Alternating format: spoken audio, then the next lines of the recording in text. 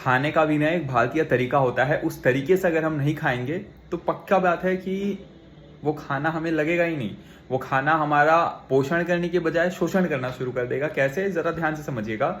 हमारी पूरी भारतीय संस्कृति को आप उठा करके कहीं पर भी देख ले तो कहीं पर भी टेबल पर बैठ करके खाने की परंपरा नहीं है। साक्षात सुखासन में बैठकर पीठ रीढ़ की हड्डी सीधी रखकर के खाने की परंपरा बताई गई है। लेकिन आज के समय में ऐसा पालन हो पाना अत्यंत कठिन देखने को मिलता है। हम तो घरों में भी बात कर रहे हैं, साथ ही बाहर अगर हम चले गए तब तो वहां शुद्धता, सात्विकता, पवित्रता, भारतीयता का सबका सत्यानाश हो जाना है। क्योंकि आप देखिए होटलों में क्या है कि टेबलों पर बिठा कर खिलाया जाता है। क्यों? क्योंकि किसी श्री राम भगवान ने कहीं के किसी भी आप युग के कृष्ण भगवान को देख लीजिए, उन्होंने कभी होटल में नहीं खाया। 14 साल तक श्री राम वनवास रहे, कभी भी अपने वनवास के दौरान होटलों में खाना नहीं खाया, क्योंकि होटलों की परंपरा यहाँ की है ही नहीं।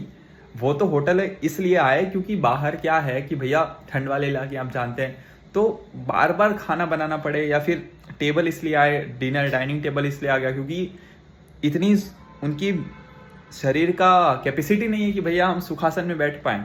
इतना उनकी फ्लेक्सिबिलिटी नहीं है। उनकी मजबूरी है। अब हमारी कौन सी मजबूरी हो गई है जो हम भारतीयता से हट करके अब भारतीयता में उतरने लग गए।